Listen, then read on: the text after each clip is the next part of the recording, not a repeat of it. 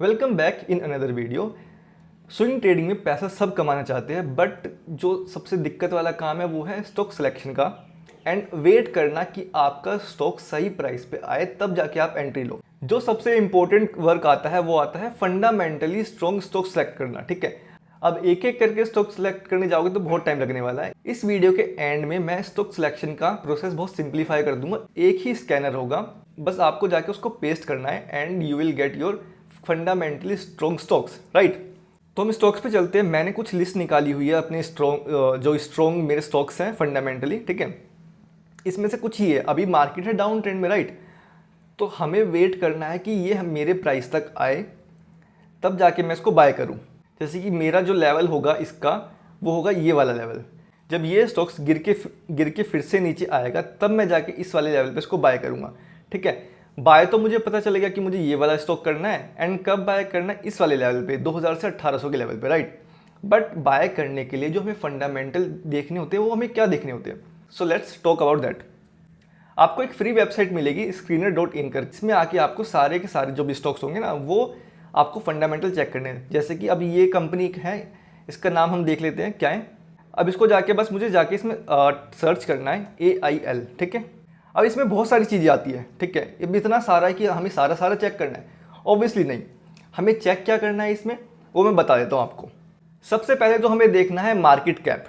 जो ये है ना मार्केट कैप, हमें वो देखना है। हमें मार्केट कैप 5000 करोड़ से ज़्यादा का चाहिए ताकि हमारे पास स्ट्रॉन्ग वो स्टॉक्स आए।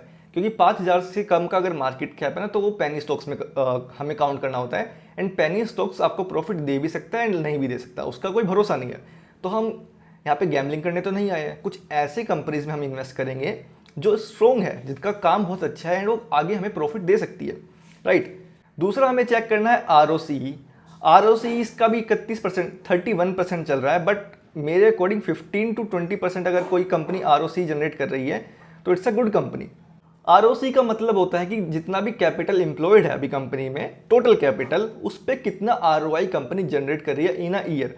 अगर मैंने 100 रुपये लगाए हुए हैं तो 100 रुपये से मार्केट 31.2% हमारा यानी प्रॉफिट बना रही है, जनरेट कर रही है, नॉट प्रॉफिट, एक्चुअली जनरेट कर रही है, राइट। एंड उसके बाद देख लेते हैं हम डेट टू इक्विटी। अगर कंपनी के पास डेट ऑब्वियसली ज़्यादा होगा तो कंपनी अच्छी नहीं है। ठीक है, तो हमें क्या करना है, डेट टू इक्विटी अगर 1 है तो चल जाएगा, लेकिन अगर 1 से कम है, जैसे किसी में है 0.04, तो ये बहुत अच्छा है। उसके बाद एक यहाँ पे ना फिल्टर आएगा, ये वाला जो है ना सेल्स ग्रोथ 5 ईयर्स की, ये आपकी उसमें नहीं होगा अगर आपका न्यू अकाउंट है। तो इसके लिए आपको क्या करना है, यहाँ पे एडिट रेशियो का ऑप्शन है नीचे। ठीक है, इस पर जाना और यहाँ पे सर्च करना सेल्स ग्रोथ।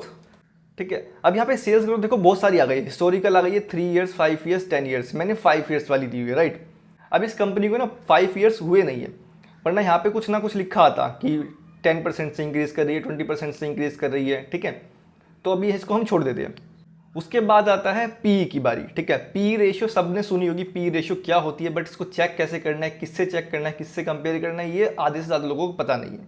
जैसे कि बैंक्स हो गए, NBFC हो गई, उनके अलावा कोई कंपनी है प्रॉफिटेबल है। ठीक है, तो यहाँ पे ना PE का चार्ट पूरा बन के आएगा कि जो भी ये लाइन्स है ना PE की पूरी बन के आएगी। लेकिन अगर कोई लॉस मेकिंग कंपनी होगी तो इसमें गैप्स होंगे बीच में। ठीक है, एंड हम बैंक्स का PE चेक नहीं करते, हम उसका PE भी चेक करते हैं। अब इसमें देखो, हमें इसमें तीन टर्म्स चेक करने हैं, 1 ईयर, 3 ईयर्स एंड 5 ईयर्स। ठीक है, तो 5 ईयर्स में ये मीडियन से ऊपर है तो ये ओवर वैल्यूड है अभी। ठीक है, लेट्स चेक 3 ईयर्स। 3 ईयर्स में भी ये स्टॉक है अभी ओवर वैल्यूड, क्योंकि ये मीडियन की जो लाइन है, देखो मीडियन है 7.8 का एंड 7.8 से ज़्यादा अभी PE चल रहा है इसका 11.7 का। ठीक है, तो अभी ये ओवर वैल्यूड है। एंड 1 ईयर में देखो, 1 ईयर में तो काफ़ी ओवर वैल्यूड है।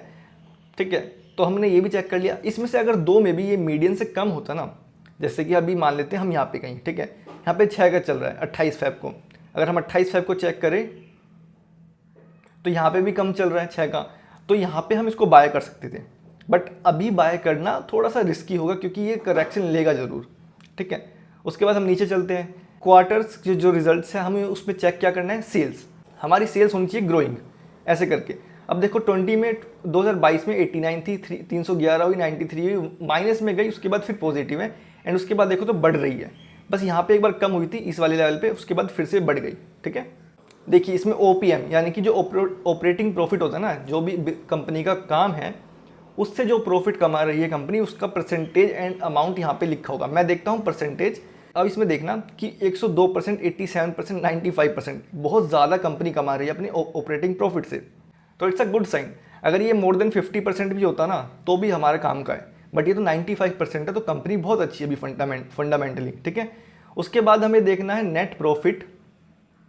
नेट प्रॉफिट में हमें देखना है कि नेट प्रॉफिट भी हमेशा इंक्रीजिंग ही होना चाहिए, ठीक है, ना कि नेगेटिव या डिक्रीजिंग और ऐसे ऊपर नीचे वाला, ठीक है। और यहाँ से 54 से स्टार्ट हुआ, यहाँ बढ़ा, यहाँ कम हुआ, यहाँ नेगेटिव गया, फिर पॉजिटिव आया, फिर बढ़ता ही चला गया, ठीक है। एंड आप ये भी चेक कर सकते हो compounded sales growth and compounded profit. अगर सेल्स ग्रोथ 10 ईयर की 60% है, ठीक है, सेल्स ग्रोथ अगर 60% है तो प्रॉफिट भी 10 साल का 60% तो मिनिमम होना चाहिए। अगर 60% से कम है, लेट्स से वो 40% है, तो सेल्स तो ग्रो हुई हमारी 10 ईयर्स में 60% से, लेकिन हमारा जो प्रॉफिट है वो सिर्फ 40% से ग्रो हुआ। इसका मतलब ये है कि जो कंपनी है वो सेल्स बढ़ाने के चक्कर में अपनी कॉस्ट ज़्यादा कर रही है, ठीक है। जहाँ पहले खर्चे सिर्फ 10% हुआ करते थे, मे बी अब वो 15 और 18% हो रहे हैं, इसलिए हमारी सेल्स ग्रोथ तो बढ़ गई 60% से, लेकिन जो हमारा प्रॉफिट है वो सिर्फ 40% से ग्रो हुआ। बैलेंस शीट में सिर्फ मैं रिजर्व देखता हूँ। अगर रिजर्व हमारा अच्छा खासा है, जैसे कि इसमें देखो 41 से स्टार्ट हुआ था एंड ये बढ़ता बढ़ता कहाँ चला गया 14,603 CR, ठीक है, तो बहुत ही बेटर है ये। लेकिन अगर आप बोरिंग्स देखोगे तो बोरिंग्स उतनी इंक्रीज नहीं हुई है, ठीक है, यहाँ से कम हुई है 970, 950 एंड 516, ठीक है। एंड जो एक और इम्पोर्टेंट काम आता है वो आता है हमारा इन्वेस्टर्स का।